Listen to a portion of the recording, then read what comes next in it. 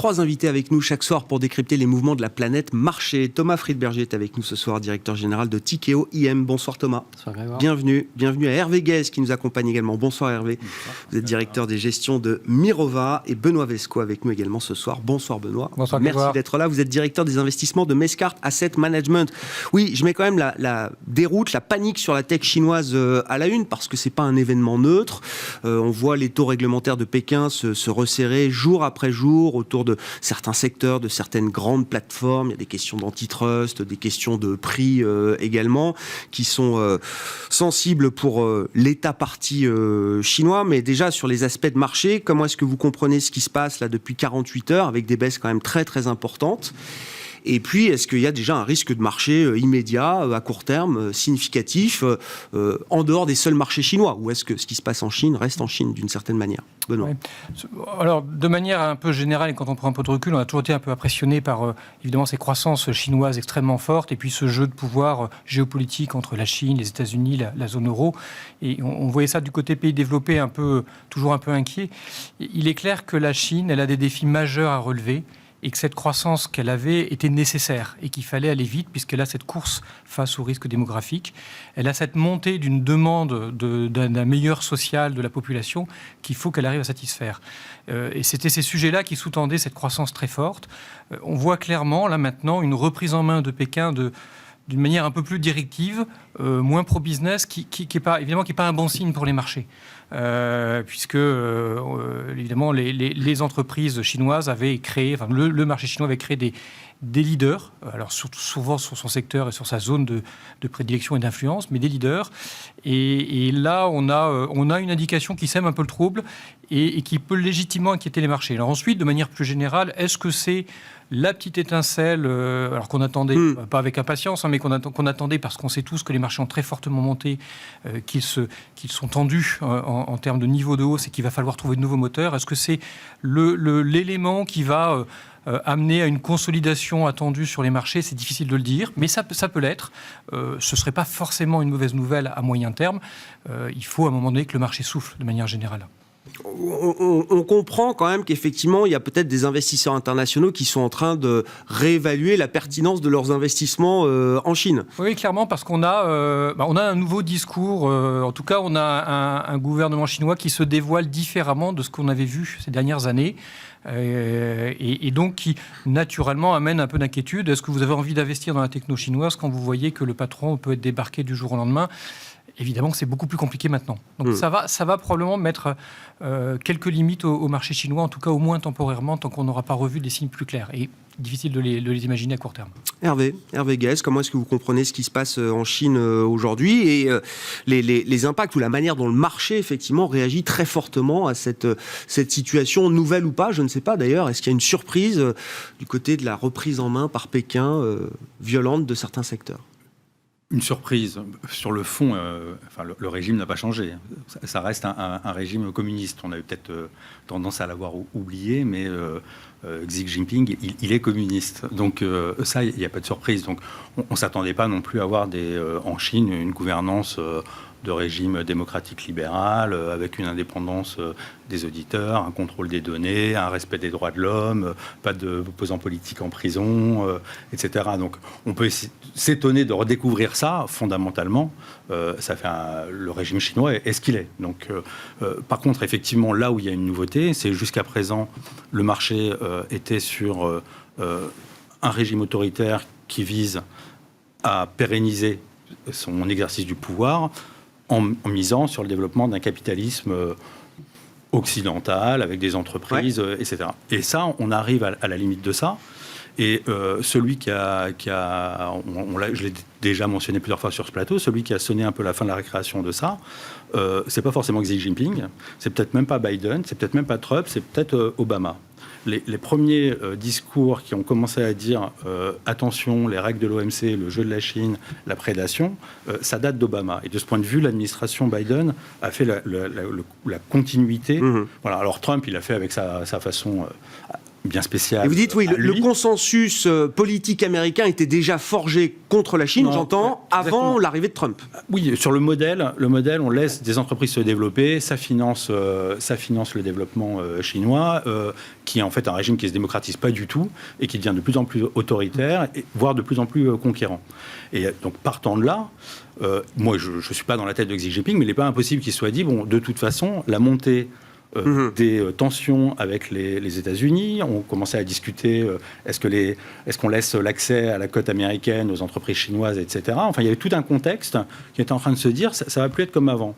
Donc, que Xi Jinping choisisse ce moment un petit peu pour rappeler, y compris avec un discours intérieur, que, attention, il y a des inégalités, que donc on ne va pas laisser monter des inégalités comme dans un régime occidental, tout en anticipant des difficultés, en tout cas des négociations commerciales, des négociations de cotation avec les Américains.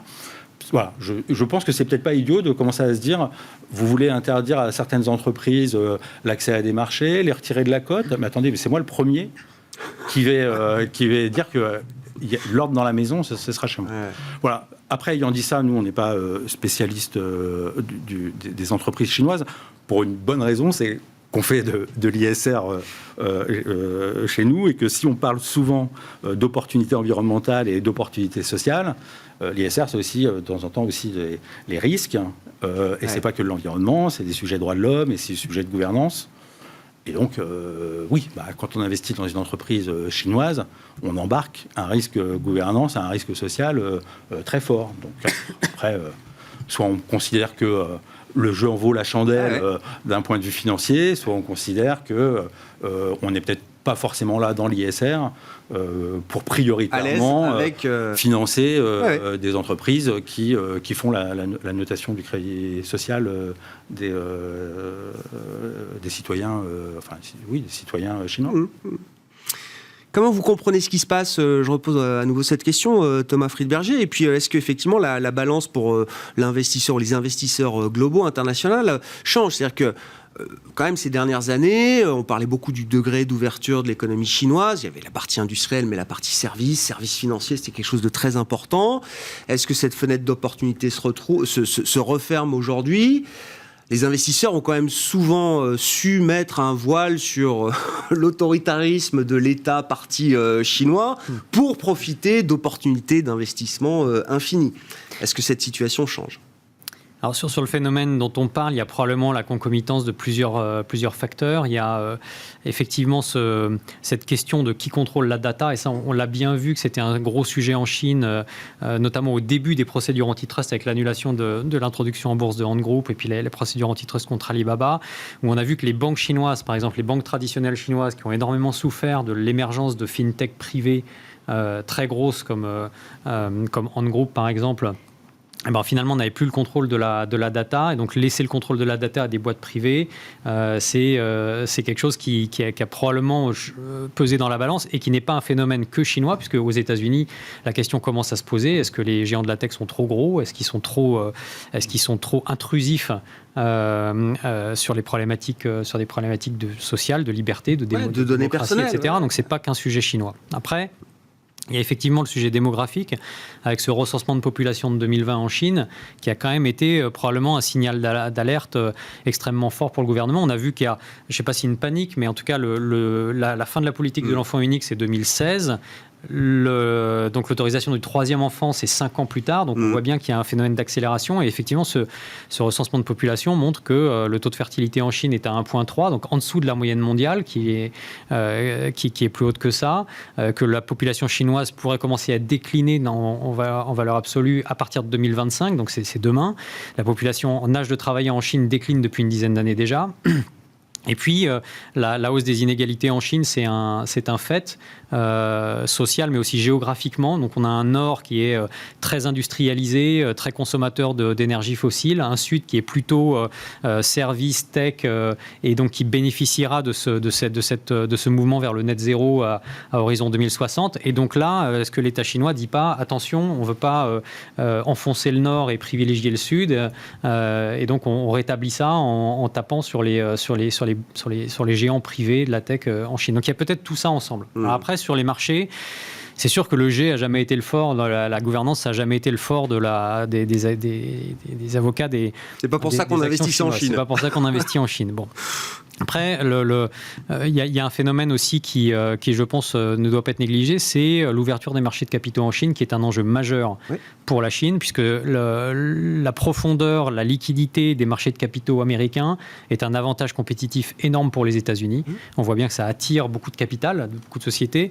Si la Chine veut avoir un business model qui est basé sur une consommation intérieure, donc si elle veut construire son empire, baser son business model sur de la croissance domestique, elle doit ouvrir ses marchés de capitaux, donc ça commence par avoir un renminbi fort, ce qui est le cas, stable, de confiance, mais après derrière il faut ouvrir les marchés de capitaux pour attirer du capital en Chine, et donc ça va probablement pas dévier, donc j'enterrerai pas trop vite l'intérêt des actions chinoises.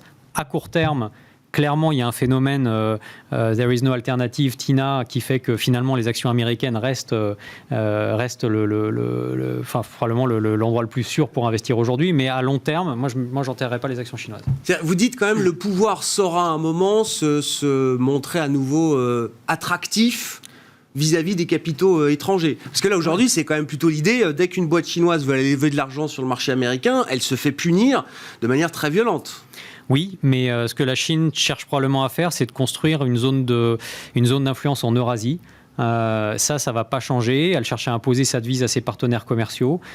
Pour ça, elle a besoin d'un marché. Et c'est pour ça qu'elle cherche à dégonfler aussi cette bulle du crédit pour la première fois en autorisant des sociétés contrôlées par l'État à faire défaut. Le nombre de défauts en Chine de sociétés contrôlées par l'État, les fameuses SOE, est à un record historique.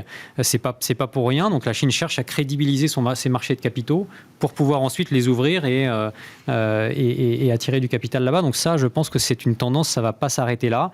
Alors effectivement, c'est sûr que en termes de crédibilité, c'est pas dingue ce qui se passe en ce moment là-bas. Mais je pense que sur le long terme, faut pas effacer les actions chinoises. Bon, alors c'est une situation de la tech chinoise qui vient s'ajouter quand même à déjà des questionnements, des doutes de marché. Alors, c'est difficile de les lire à travers le niveau des indices boursiers, parce que c'est vrai qu'on reste sur des plus hauts historiques, avec un parcours et une performance embarquée là depuis le 1er janvier qui est quand même spectaculaire, à 2 chiffres sur les grands marchés développés notamment. Néanmoins, on sent que la dynamique a changé.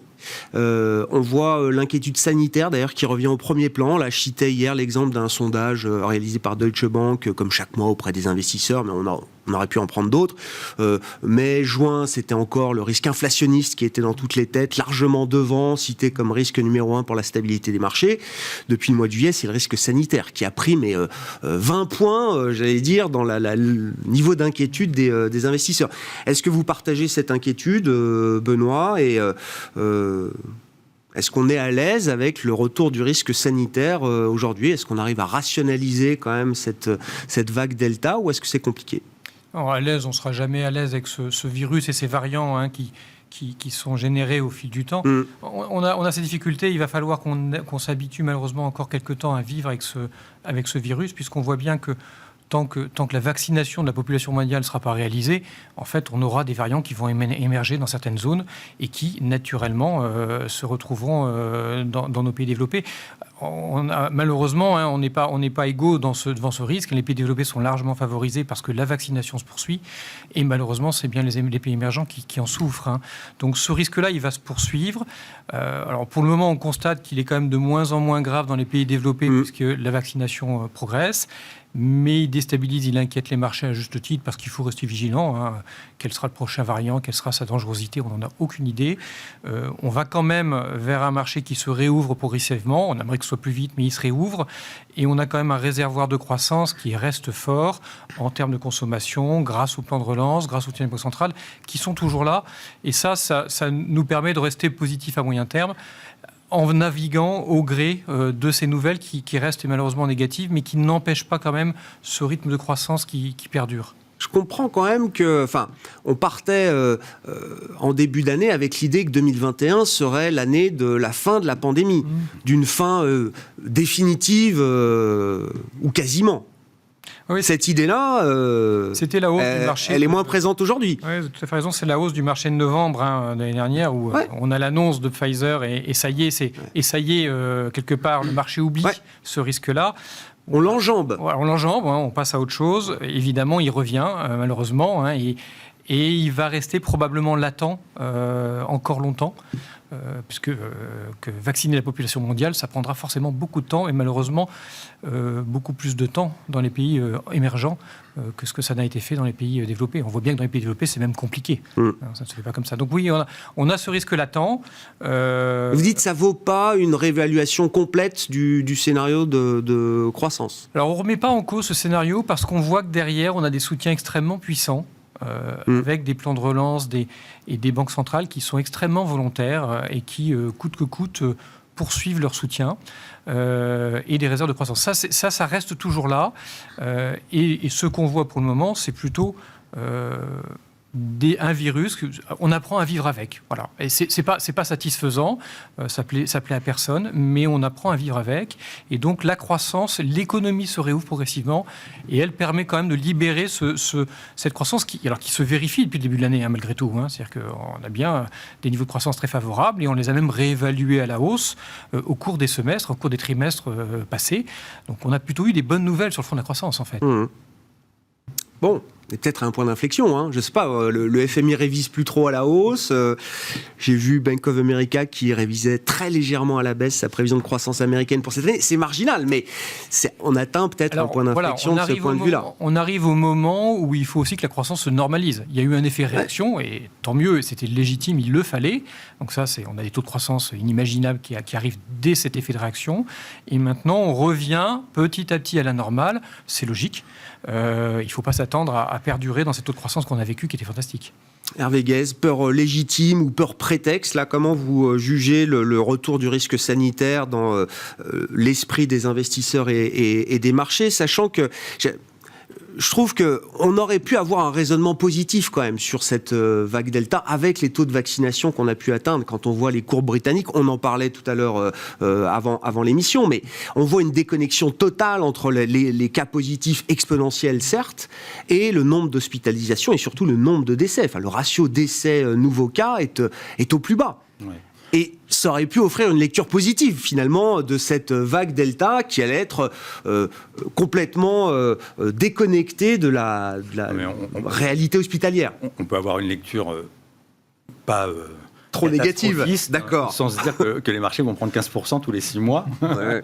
Donc la correction est quand même très mesurée, très limitée. On est, par rapport à l'année dernière, etc., on est quand même sur un scénario où les marchés ont quand même pas mal acheté la réouverture, la croissance. Donc on est à plus 15 à peu près. Enfin, ça dépend, les indices, on peut être précis. Donc, et on n'a pas eu de correction violente. Donc on est cet été un peu de respiration sur lequel il y a effectivement, on est un peu...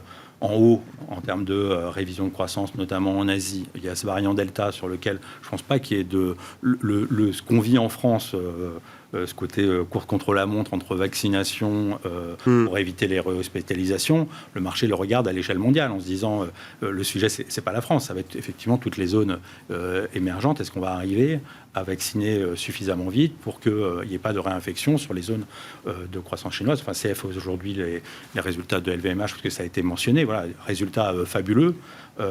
Qu'est-ce qui empêche LVMH aujourd'hui de progresser? C'est inquiétude sur la croissance chinoise, là où ils font essentiellement. Donc, qui est ce temps de pause après un marché qui a quand même quasiment grimpé en ligne droite depuis le début de l'année, je trouve ça relativement sain et pas forcément une lecture pessimiste. Donc, moi, je suis tout à fait d'accord avec ce qui vient d'être dit, c'est-à-dire on verra la réponse dans les semaines, mois qui viennent, sur ce côté, est-ce que la vaccination permet bien de contrôler les hospitalisations et puisqu'on arrive à progresser sur les zones émergentes en termes de vaccination.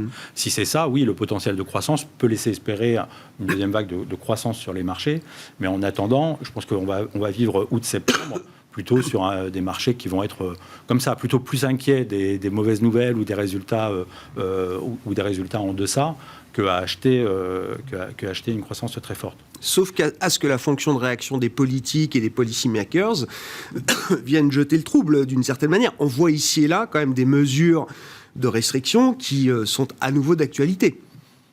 Oui, enfin c'est quand même pas... on a parlé de la Chine, on vit quand même... enfin bon... La vaccination, dans les démocraties libérales, puisque pour faire le lien avec... ce qui est compliqué, c'est que les gens, ils ne pensent pas tous la même chose. Et il n'y a pas quelqu'un qui vous dit comment il faut penser, quoi. Donc, il faut gérer à la fois ceux qui trouvent qu'on en fait trop, ceux qui trouvent qu'on n'en fait pas assez. Aujourd'hui, on est quand même sur plutôt une réouverture globale. Bon, vous avez vu les dernières annonces, puisque vous allez parler immobilier coté, les centres commerciaux sont finalement pas concernés par les passes sanitaires, etc. On est quand même plutôt dans une phase de relâchement, avec un poids d'attention, puisque effectivement, on est à un moment. Donc, moi, je pense que si on traverse cette période-là en se rassurant sur ce que vous dites, oui, on va plutôt reparler du risque inflationniste à partir d'automne, assez très probablement. D'accord avec ça, Thomas? Vous avez été un grand défenseur de la thèse inflationniste dès le départ. Est-ce que cette thèse, est-ce qu'elle a pris un gros coup dans l'aile? Quand on regarde, effectivement, les indices sont très peu corrigés, mais la dynamique a quand même radicalement changé. C'est-à-dire que tout le thème cyclique, value, réouverture, a rendu ou quasiment toute sa surperformance qui avait été accumulée sur la première partie d'année. C'est vrai. Je pense que ça ne remet pas en cause le scénario inflationniste à moyen terme qui est dû à des facteurs démographiques, des facteurs de moindre mondialisation. Ce qui est... moi, je continue à penser que la dispersion est la nouvelle forme de correction dans des marchés comme ça. Donc, il ne s'agit pas de dire les marchés vont faire plus ou moins 15%. Il s'agit de voir quelles sociétés vont tirer leur épingle du jeu entre des sociétés qui ont une bonne gouvernance, un bon management, un bon positionnement et qui, elles, vont surperformer dans un contexte où les taux remontent, où les taux d'imposition sur les corporates remontent, où il y a moins d'optimisation parce qu'il y a moins de mondialisation. Et puis des sociétés qui vont passer le reste de 10 prochaines années à rembourser une dette qui est trop lourde parce qu'elles sont zombies ou en mode survie. Donc je pense que l'enjeu il est plutôt là. Après sur le scénario, on voit qu'il y a des scénarios type cocotte minute qui se mettent en place, notamment au UK, aux US. Donc la restriction des visas aux États-Unis, le fait que le UK avec le Brexit n'ait plus accès à l'immigration d'Europe continentale, fait qu'aujourd'hui il y a des phénomènes où on cherche des gens à employer et puis il n'y en a pas, donc les salaires remontent. Et donc ça, c'est inflationniste. Alors c'est pas forcément une mauvaise nouvelle, d'ailleurs c'est plutôt une très bonne nouvelle pour le S de ESG, dont on parlera peut-être après. Ça va probablement dans la décennie à venir, à mon avis, rééquilibrer le rapport de force entre actionnaires et salariés. Les salariés des pays développés étant quand même le grand perdant de toutes ces 20 années de mondialisation depuis l'entrée de la Chine dans l'OMC. Et donc ces phénomènes-là, je pense, sont inflationnistes modérés. On ne parle pas d'hyperinflation. En revanche, la croissance, elle, devrait se normaliser. Et moins de mondialisation, plus d'investissement long terme, de financement de l'économie long terme. Ça aussi, c'est pas forcément une mauvaise nouvelle. C'est une croissance qui est plus en ligne, je dirais, avec un modèle de développement plus durable, qui a recours à moins de dettes, parce qu'il va bien falloir adresser ce problème de la dette. Et là encore, l'inflation n'est pas forcément une mauvaise nouvelle, puisque ça permet d'éroder quand même la valeur d'une dette qui est trop lourde, quoi. Un peu plus d'inflation et une croissance qui ne serait pas nécessairement plus forte, ça donne tout de suite un peu l'idée d'une stagflation. C'est un mot qui a de l'avenir C'est un mot qu'on devrait voir ressurgir. Alors c'est un risque plus à mon avis, un scénario central. Vous l'avez dit d'un mot, c'est pas très bon pour l'actionnaire. Enfin, il va falloir que l'actionnaire, en tout cas, accepte que le retour qu'il a pu obtenir sur les cycles précédents sera sans doute différent dans les prochaines années. Ça, j'y crois beaucoup. Mais c'est pas forcément une mauvaise nouvelle, encore une fois, parce que quand on regarde sur les 20 dernières années, l'actionnaire, qu'est-ce qu'il a fait? La façon dont la valeur a été créée pour l'actionnaire est en partie expliquée par le fait que les sociétés ont recours à de la dette pour faire des programmes de rachat d'actions, donc au détriment de l'investissement. Donc ça, c'est boosté à court terme son return on equity avec des artifices qui sont de l'ingénierie financière.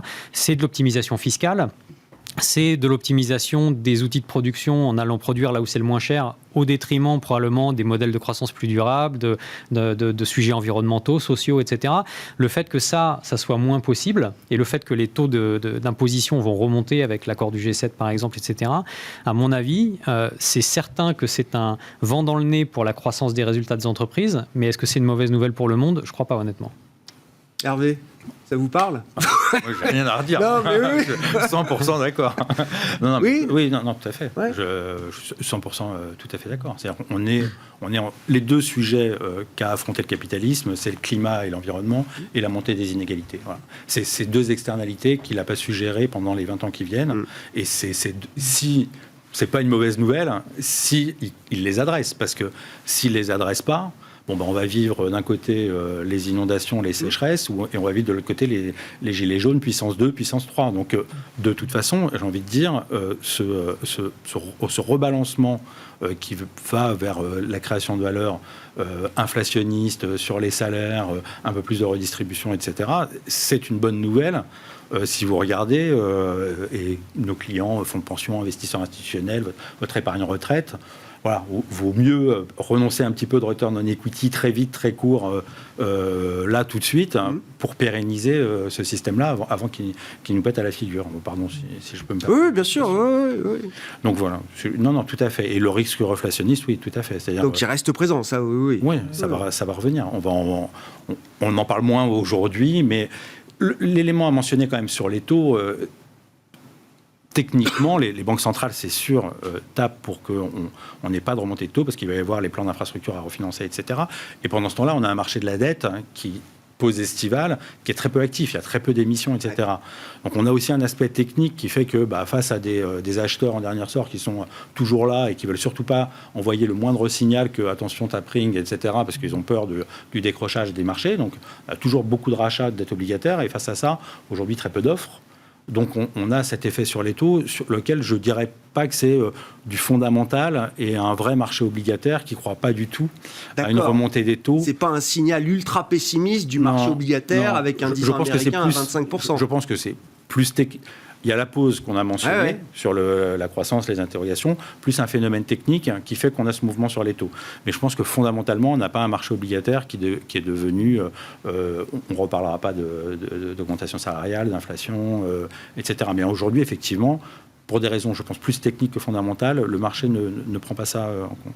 D'accord avec ça, Thomas? Si vous êtes cohérent, oui, les taux vont remonter à nouveau. Alors, les taux nominaux... Les taux réels, j'en sais rien, parce que les banques centrales vont rester en retard par rapport au cycle économique. Moins 1% sur le taux réel américain à 10 ans. On a enfoncé encore des nouveaux records ces dernières heures. Effectivement. Mais voilà, donc les taux nominaux devraient remonter, les taux longs en tout cas. Et voilà, encore une fois, il va falloir réapprendre à investir dans un environnement comme ça. Ça fait très longtemps qu'on n'a pas vu ça. Et quand on couple ça avec la remontée aussi des taux, encore une fois, d'imposition, c'est quand même un double phénomène qu'on a depuis 30 ans, qui ont été quand même bien sûr. Favoriser cette... La course à la baisse, quoi, c'est ça. Ça, je pense que c'est fini. Bon. Le S, c'était le sujet que je vous proposais effectivement. Dans l'acronyme ESG, on parle beaucoup du E, de l'environnement, le G, de la gouvernance. Alors tous les analystes, les gérants me disent, mais avant même le ESG, on faisait attention à la gouvernance. C'est historique dans notre ADN d'analyste ou de gérant. Le S, est-ce que c'est un thème qui a de l'avenir? C'est un peu le sens de la discussion. Oui, on en a discuté, ça transparaît dans tout ce qu'on vient de se dire ensemble. C'est-à-dire que l'ES devient un enjeu clair, alors pour nos métiers, pour la société de manière générale, et pour le monde politique aussi de manière très générale, c'est une évidence. Dans nos métiers, ça devient un enjeu, puisque, alors ça ne veut pas dire que l'environnement est réglé, il y a énormément de travail encore à faire, d'indicateurs pertinents qu'il faudra mettre en place, mais sur l'ES, l'enjeu est encore plus compliqué parce que comparer des entreprises, alors déjà, d'une zone à une autre, il y a des biais culturels, clairement. Donc, comment vous faites pour les regarder? Mais il est évident que dans le nouveau cycle de croissance qu'on va vivre, on l'a un peu décrit là, qui va arriver, les entreprises qui ne sont pas capables de tenir compte de cet enjeu-là, parce qu'il va y avoir de la transformation nécessaire de la part de ces entreprises en termes de modèle économique. Si elles ne sont pas capables de prendre en compte cet enjeu-là, elles ne seront pas au rendez-vous de la croissance de demain. Et donc cet enjeu-là, on doit, nous, en tant qu'investisseurs, en tenir compte. Comment on en tient compte? En analysant les entreprises, en les comparant les unes aux autres sur des indicateurs qu'elles ne publient pas de la même manière. C'est quoi les grands critères, les grands indicateurs du S de SG auxquels il faut être attentif, qui vont monter en puissance dans les filtres et les grilles d'analyse que vous avez tous dans vos sociétés de gestion? Alors, on les a pas tous, on les invente pour le moment. C'est encore en devenir, tout ça. Et il y a beaucoup d'enjeux. Alors, il y a déjà des sujets d'analyse sectorielle. On ne va pas comparer le secteur minier au secteur de l'informatique. Les enjeux ne sont pas les mêmes. En termes humains, alors c'est des enjeux internes, Essayer de trouver des indicateurs internes qui permettent de mesurer ce sujet social et la manière dont il est traité par l'entreprise, mais c'est aussi des enjeux externes. Et beaucoup d'entreprises, beaucoup de secteurs, on prend l'exemple du textile, l'enjeu social, il est majoritairement externe plutôt qu'interne. Donc, comment vous faites pour mesurer la manière dont prennent... c'est quoi, à travers la sous-traitance, vous voulez dire? À travers la sous-traitance, typiquement. C'est-à-dire que oui, bien sûr. l'essentiel de l'activité de ces on a vu la controverse sur les Ouïghours, qui a emporté quelques grands noms du textile et c'est exactement ça. Et là, alors c'est un challenge pour les entreprises et pour nous, investisseurs, de mesurer toutes les externalités des entreprises et d'aller jusqu'au bout de la chaîne. Et donc ça... Alors, on arrive à trouver des indicateurs, ils sont encore à améliorer, ils ne sont pas toujours pertinents, ils ne sont pas comparables d'un pays à l'autre. Donc, il y a encore beaucoup de travail sur ces sujets-là. Mais c'est un enjeu dont on doit tenir compte en tant qu'investisseur, c'est évident. Hervé, est-ce que vous diriez que le S, effectivement, j'ai entendu ça hier je le cite, le responsable de la recherche ESG de Société Générale CIB, qui lui-même me disait, effectivement, le S, c'est vraiment le sujet qui va monter, parce que c'est aussi le parent pauvre, peut-être, de l'analyse ESG aujourd'hui. Chez Mirova, vous êtes un pur player de la première heure sur ces thématiques sociales, environnementales, mais quand vous regardez le marché, est-ce que vous diriez que le S est un parent pauvre de l'analyse ESG? Et c'est quoi les critères, les indicateurs qui comptent et qui vont compter demain? Ouais. Bon, on aime bien parler de deux choses à la fois. Alors effectivement, quand on parle d'environnement, on a l'impression que le S, c'est le parent pauvre. Mais toujours un peu monomaniaque. C'est parce qu'on parle d'une chose que le reste, on le regarde pas. Donc je dirais pas que c'est le parent pauvre. Un de vos fonds historiques, je le cite, c'est Insertion Emploi Solidaire, Emploi Dynamique, qui est un des fonds historiques de Mirova. Qui, par exemple, pour les épargnants français, on finance que des entreprises qui créent de l'emploi en France, avec une répartition de la valeur. Ça existe depuis 10, 15, 20 ans. Ça existe depuis 20 ans. Donc plutôt que d'aller financer les régimes illibéraux en Chine, ça peut être un choix. Et donc ce qui est intéressant,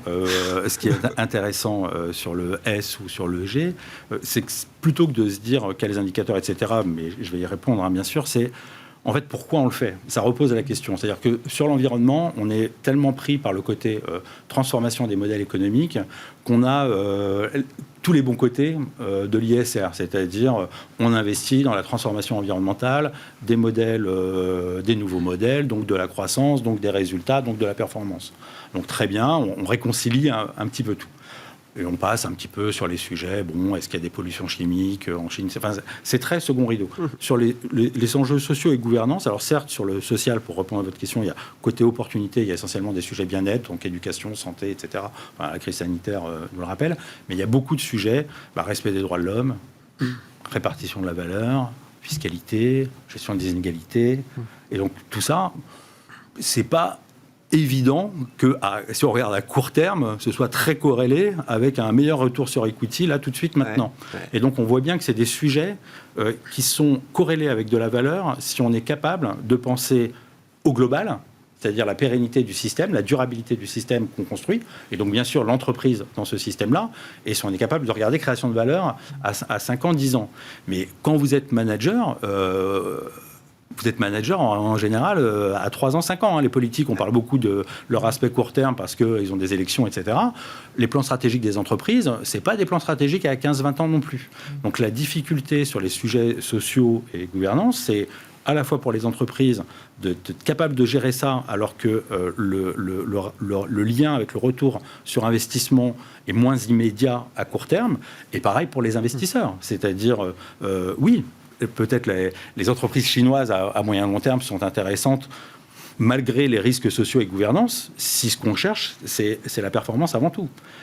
Si par contre on se pose la question de où va la Chine en termes de est-ce que le doux commerce va faire de la Chine un régime qui respecte les droits de l'homme et qui va devenir une démocratie libérale, j'ai quelques doutes. Donc si on investit en Chine en se disant on va contribuer à un monde pacifié parce qu'on alloue du capital à quelque chose qui va permettre d'améliorer les enjeux sociaux et de gouvernance, j'ai un doute là-dessus. Donc la question du S et du G, c'est pas tant les indicateurs qui manquent, c'est pourquoi on le fait, est-ce qu'on est dans des arbitrages rendement court terme et impacts sociaux ou de gouvernance qui sont moins évidents que sur les sujets environnementaux. Mais je suis d'accord, parce que les risques à la fois géopolitiques, ce conflit qu'on voit entre les démocraties libérales et les régimes illibéraux, qui est une espèce de nouvelle guerre froide, c'est pas chaud pour l'instant, mais ça, d'un point de vue géopolitique, ça pèse. Les inégalités, d'un point de vue gouvernement dans nos régimes démocratiques, ça pèse.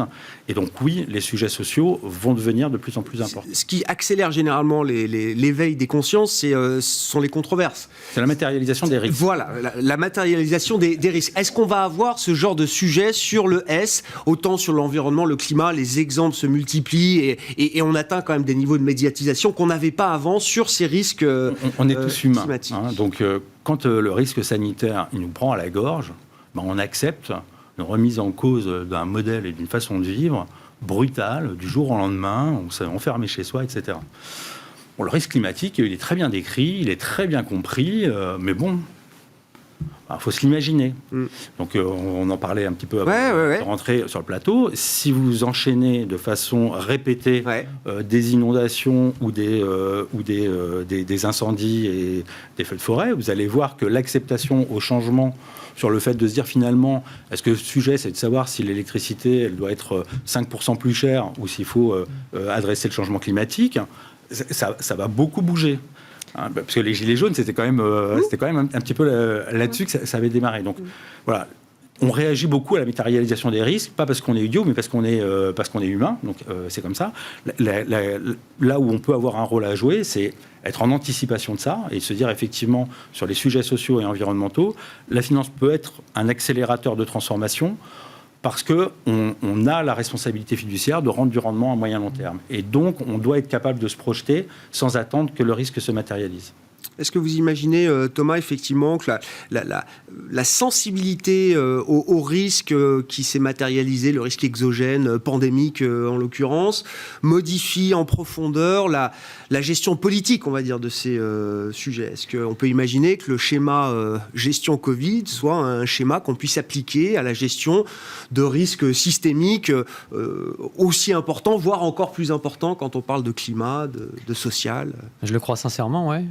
Et d'ailleurs, le risque S, pour moi, c'est l'éléphant dans le magasin de porcelaine, parce que le risque S, c'est la déstabilisation du modèle démocratique qui sous-tend...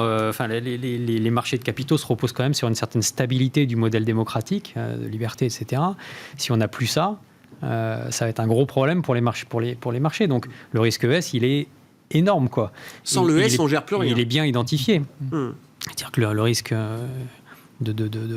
d'agitation sociale, etc. D'ailleurs que la Chine mesure aussi très bien, parce que ce que la Chine cherche aussi, c'est la stabilité sociale et de garder 1,4 milliard d'habitants plutôt contents que pas contents. Et donc ils ont bien compris aussi ce risque-là. Donc pour moi, il est complètement central.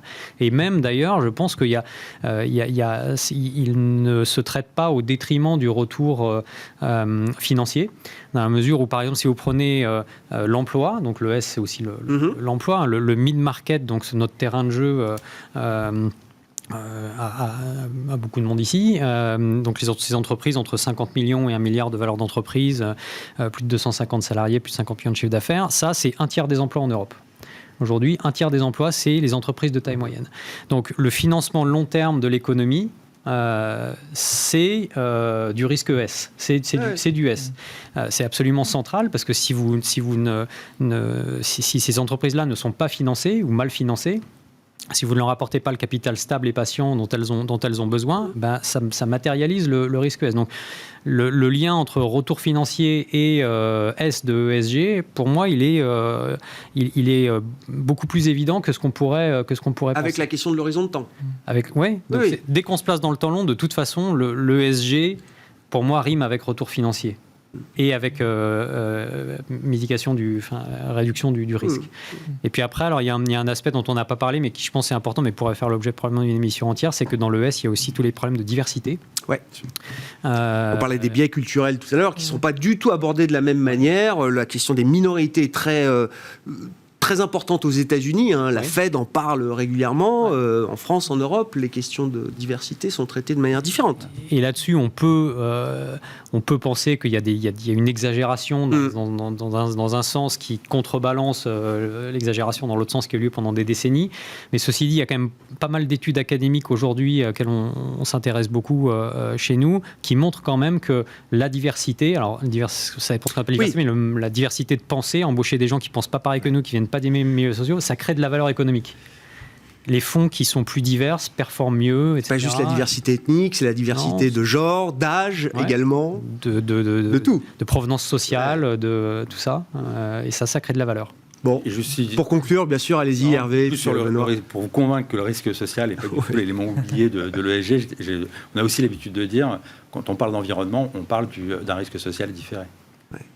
On gère la question environnementale essentiellement, enfin majoritairement, pour la question du pacte social et de la capacité à avoir une économie dans laquelle il fait bon vivre pour nous les humains. Benoît ? Oui, on voit des investisseurs qui sont de plus en plus attirés par des portefeuilles où il y a de la création d'emplois, où il y a de l'implantation locale. Ça montre bien aussi que là, tout se rejoint de notre côté en tant que gérant de portefeuille, mais aussi les investisseurs. Cette prise en compte du social qui devient nécessaire et qui est complètement liée, on est tout à fait d'accord, avec l'environnement, bien sûr. Merci beaucoup, messieurs. Merci à vous trois d'avoir été les invités de Planète Marché ce soir. Benoît Vesco, Mescart Asset Management, Hervé Guez, Mirova et Thomas Friedberger, Ticket OIM, qui étaient nos invités ce soir dans Smart Bourse.